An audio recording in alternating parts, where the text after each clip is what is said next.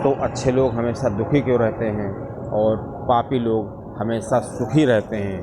दोस्तों, इस चीज़ को एक कथा के माध्यम से समझाते हैं। दोस्तों, ये कथा शिव कथा पर आधारित है।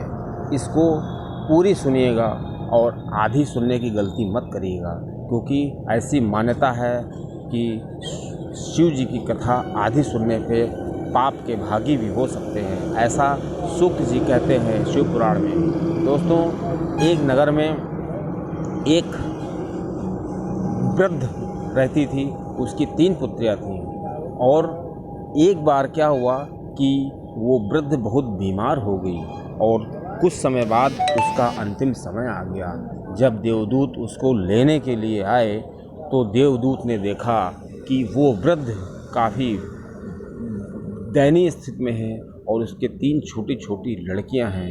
देवदूत को उसकी हालत देखकर उस पर दया आ गई। तो देवदूत ने सोचा कि अगर मैं इसको अपने साथ ले जाता हूँ तो इन लड़कियां बेसहारा हो जाएंगी, तो इसको ले जाना उचित नहीं होगा। लेकिन यमदूत ने उसको भेजा था कि तुम उसको लेके आओ और उसका समय पूरा हो चुका है। लेकिन देवदूत ने अपने विवेक का प्रयोग किया और सोचा कि अभी अगर इसको ले जाते हैं तो ये ठीक नहीं होगा।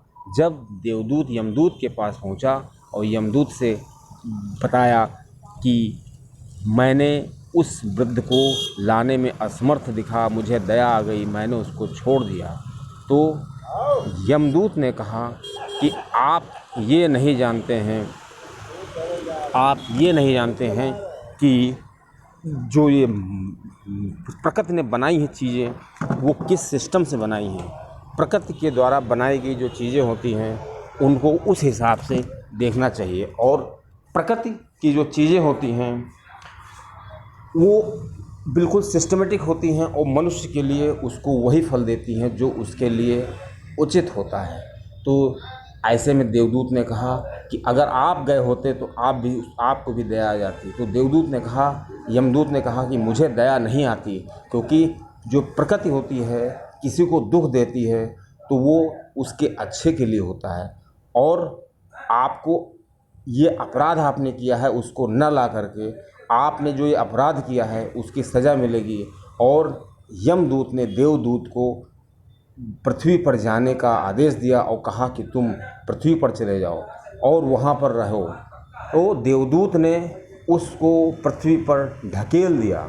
उसी अवस्था में अक्सर ऐसा होता है कि जब मनुष्य जन्म लेता है तो वो निर्वस्त्र होता है, लेकिन देवदूत जो था उसने जन्म तो नहीं लिया था, वो डायरेक्ट पृथ्वी पर ढकेला गया था, तो वो निर्वस्त्र था और उसी हालत में गया था।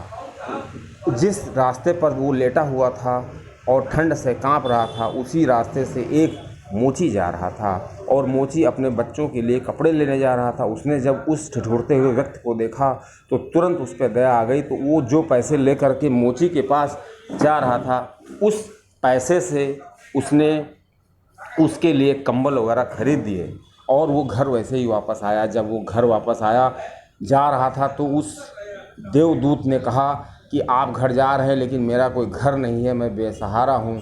तो मोची ने कहा चलो तुमको अपने घर ले चलते हैं। जब मोची अपने घर पहुँचा तो उसकी पत्नी ने पूछा कि तुम बच्चों के लिए कपड़े लाए? उसने कहा मैं बच्चों के लिए कपड़े कैसे लाता, मैंने सारे पैसे तो इसमें लगा दिए हैं। तो मोची की जो पत्नी थी वो काफ़ी उस मोची पर बड़बड़ाई और कहा कि तुम जो है कोई भी सही काम नहीं कर सकते हो और तुमको ऐसा करना चाहिए था। जब गुस्साने लगी तो देवदूत हंसने लगा। और दोस्तों, एक बात बता दें कि देवदूत जब स्वर्ग में था तो यमदूत से पूछा था कि मेरे मोक्ष का क्या तरीका होगा, कब मुझे मोक्ष मिलेगा। तो यमदूत ने उससे कहा था कि जब तुम 3 बार हंसोगे तब तुमको मोक्ष मिलेगा। तो उसी 3 बार हंसी में 1 बार की हंसी उसने यहीं पे अदा की। और जब मोची की पत्नी ने मोची को हड़काया तो देवदूत जो हंसने लगा, और जब देवदूत हंसने लगा तो मोची ने पूछा तुम हंस क्यों रहे हो? तो उसने कहा इसका कारण मैं तुमको बाद में बताऊंगा। दोस्तों धीरे धीरे उसने मोची का सारा काम संभाल लिया और बहुत अच्छे जूते बनाने लगा। दोस्तों उसके जूते बहुत फेमस हो गए, यहाँ तक कि राजसी परिवार में उसके जूतों की सप्लाई होने लगी। एक बार राजा का एक दूत आया, उसने कहा चमड़ा लेकर के, कोई स्पेशल चमड़ा था, कहा इसके जूते बना देना और गलती से भी कोई और चीज़ या चप्पल ना बना देना। तो मोची ने कहा जैसा आप कहेंगे मैं वैसा ही करूँगा, और उसने उस देवदूत को आदेश दिया कि तुम इसके जूते बनाओ। और दोस्तों देवदूत ने क्या किया, उसके जूते बनाने के बजाय उसका चप्पल बना दिया। जब उसने चप्पल बना दिया तो मोची को बहुत गुस्सा आया, मोची उसको मारने दौड़ा। उसने कहा तुम जानते हो वो हमको मृत्युदंड भी दे सकता है, हमारे पूरे परिवार को मृत्युदंड दे सकता है, तुमने बहुत बड़ा अपराध किया है, और ये जो चमड़ा था ये बहुत ही विरला है, ये बहुत ही कम प्राप्त होता है, अब तुमने बहुत बड़ा अपराध किया है। दोस्तों फिर वो हंसने लगा।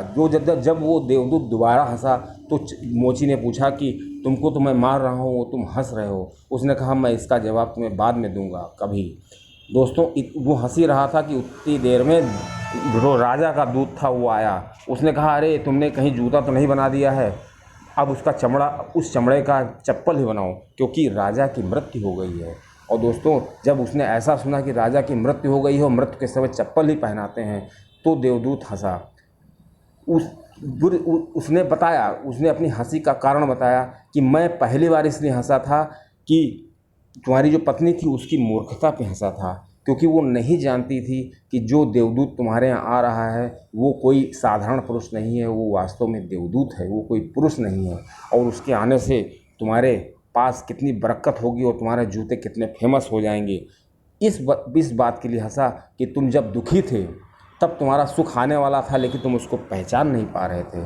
और दोबारा मैं इसलिए हंसा कि तुमने जब जूता बनाने के लिए कहा तो मैं तो जानता था कि राजा की मृत्यु हो जाएगी और तुमको चप्पल बनाने ही पड़ेंगे, और तुम जब ऑन स्पॉट उसको चप्पल बना के दोगे तो राजा बहुत खुश हो जाएगा। राजा के जो जो दरबारी होंगे, जो उनके दूत होंगे, काफ़ी प्रसन्न हो जाएंगे, तुमको इनाम भी दे सकते हैं। इसलिए मैं दोबारा हंसा था दोस्तों।